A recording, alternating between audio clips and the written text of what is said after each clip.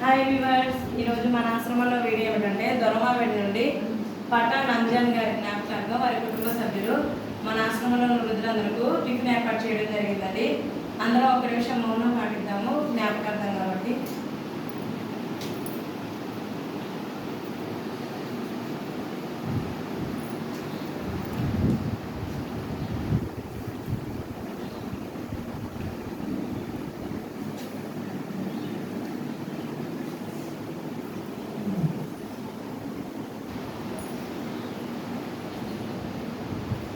అలాగే టిఫిన్ ఏర్పాటు చేసిన వారి కుటుంబ సభ్యులకు దీర్ఘాయుష్మాన్ భవాన్ని దీవించండి.